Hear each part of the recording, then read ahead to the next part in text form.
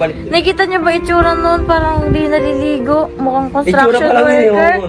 Grabe, nakikita parang nagtatrabaho ng construction worker.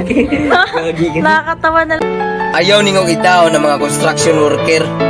Kay wa mo kabalo kung isa lang gigian. Uy, nun-anar na sila. Sige kunitog pala, bali-bali ng balas, sige pasan ng kabilya. Pero baliwala na nasa ilaha. Ang importante mapakaon og sakto ang ilang pamilya. Construction worker? Sabi ng iba, construction worker lang sila at minamalit ng mga mayayaman.